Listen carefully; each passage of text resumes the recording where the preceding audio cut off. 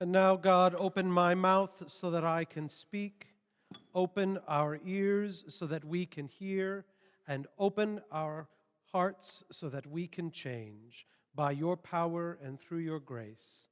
Amen. Please be seated. Something's in the air. I can't quite put my finger on it, but I know it's there. And I'm not talking about allergy season. If you were among those who took to the streets yesterday, you might know what I mean. It's something intangible and a bit indescribable, like standing at a gateway, wanting to pass through, but not entirely sure where you're heading. I think some of the players in our gospel passage today might say the same thing. After he raised Lazarus from the dead, Jesus left Bethany because he was seen as a threat by those in power. Just as the Passover is set to begin, Jesus comes back to town, to the home of Lazarus, who is with him at the table, and so presumably are the disciples and others. In the midst of this gathering, Mary comes in and kneels before Jesus, and breaking every rule and standard of appropriateness, lets down her hair and anoints Jesus' feet with nard, a super expensive perfumed mixture that she lavishes on him as the scent fills the air and grabs the attention of everyone in the house. Then she wipes his feet with her hair. It was an incredibly intimate act.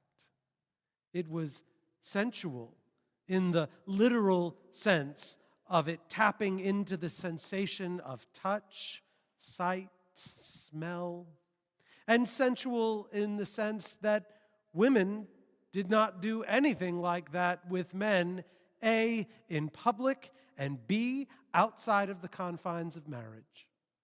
It would have been an uncomfortable, likely scandalous moment for most of those present. I began to wonder if Judas's condemnation has more to do with his discomfort than it does with his concern over the poor or even his own greed. And by discomfort, I don't mean to reduce his reaction down to simply being prudish, thereby adding something into this scene that isn't really there. I mean that I think he's reacting to Mary's unabashed, disarming act of generosity and love towards Jesus. It's something he just doesn't seem to understand, so all he can do is call it out as wasteful.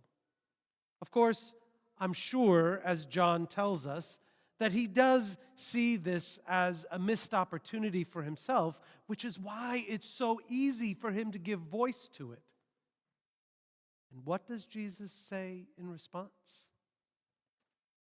You always have the poor with you, but you don't always have me. I couldn't get past that statement. That statement seems to put a metaphorical exclamation point at the end that seems, if not addressed, to overshadow the whole thing and take us down a rabbit hole of misguided understanding. We must be careful here because Jesus is not giving us permission to overlook the poor in our midst. He's not saying you can't do anything about poverty, so don't waste your time. At a time in the life of our nation when vital programs that support vulnerable people who will likely end up on the street without them are threatened and in many cases completely dismantled, this is a critical message for everyone, especially Christians, to hear. Jesus is acknowledging an awareness that there will always be people who need extra support. He is reminding us that we will always need to look out for others and of our interconnection. He is recalling the words that God spoke to Moses and that Moses spoke to the Israelites in Deuteronomy. Since there will never cease to be some in need on the earth, I therefore command you, open your hand to the poor and needy neighbor in your land. Jesus is not being cavalier about the poor with his statement to Judas. And we know this because his entire life in ministry was a testament to his commitment to the vulnerable, to the outcast, to the downtrodden. Any other interpretation of this statement is not based in the historical and factual reality of Jesus, period. He says this because the next morning he will enter Jerusalem and things will start moving fast. I don't know exactly when Jesus knows that Judas is the one that will set off the chain of events that will bring him to the cross. I do believe that at this moment in John's account, Jesus knows where he is going. I also believe he realizes that Judas still doesn't understand what's going on here and what's about to happen. But Mary does. I'm fascinated by this scene. What did everyone else do? Were they stunned into silence? Did they object as well? What was Jesus' tone when he spoke to Judas? Was he angry? Was he authoritative? Was he offering compassion to a friend who just couldn't grasp what was happening? Jesus clearly understood what Mary was doing. He understood why she was doing it and where her heart was in the process. In just a few days, he will be the one who washes their feet. So it doesn't seem to make sense that Jesus would be offering some sort of smackdown here. So why does John only tell us about Judas's reaction? Following our wonderful service last week celebrating Women's History Month, I found myself thinking a lot about the women in my life, especially my two grandmothers. Some of you have heard me talk about them before. I was close with both of them, but they were really different women. They both loved deeply and were fiercely committed to their families, and that's about where the similarities stopped. With my mother's mother, we called her Bonesy.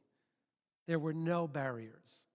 Even from childhood, we talked openly about life and love and the world. She was effervescent and game for anything. My grandparents' house was our playground. We had complete freedom. There was lots of hand-holding and belly laughs and hugs and lots of affection.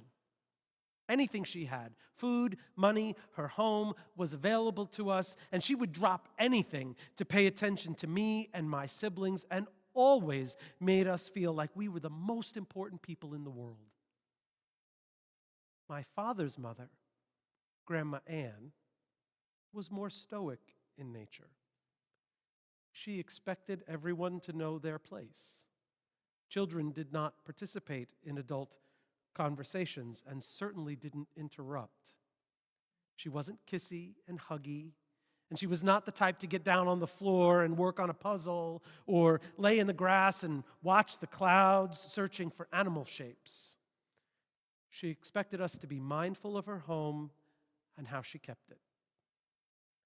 I don't mean to imply that she wasn't warm or that she was mean or selfish, because that wasn't the case at all. She just had rules, lots of them. And climbing on her lap and getting a hug anytime I wanted one wasn't one of them. She did always have a stash of candy, though, and she gave me $1 every time I saw her, so that was pretty cool. I can remember times from my childhood when we were all together. That look that shifted between shock and discomfort that would appear on Grandma Ann's face whenever she would watch me literally wrap myself like a pretzel around Bonesy. and the admonishment that would be quick to come would be quick to follow, citing appropriate behavior for children. But it was that look that always caught me more than the words. It wasn't disapproval, not really.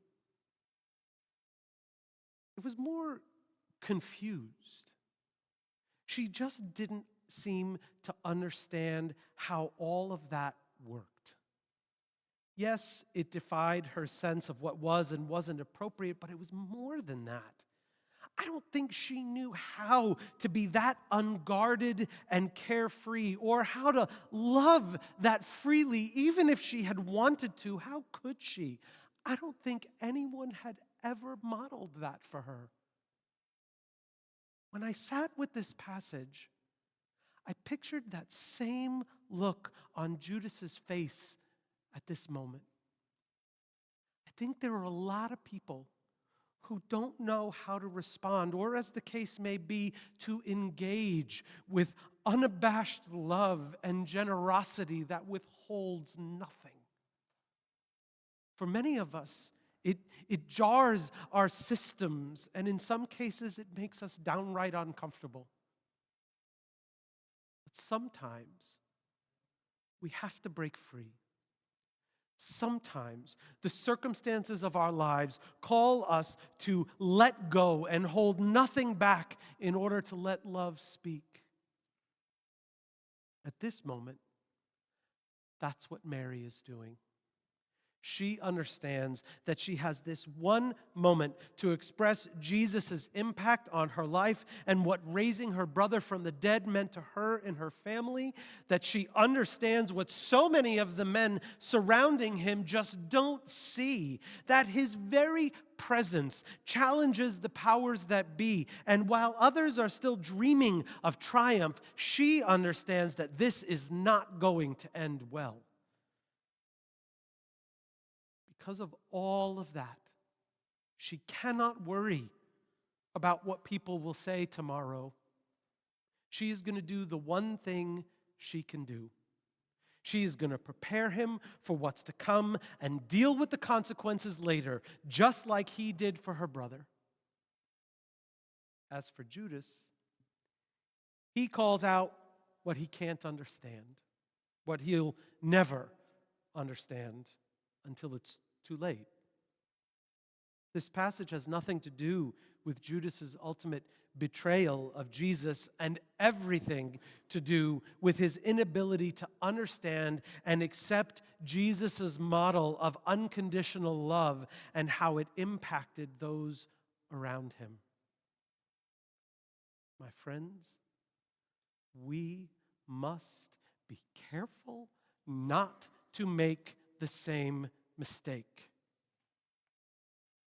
We're nearing the end of our journey through Lent. We're getting closer and closer to Good Friday.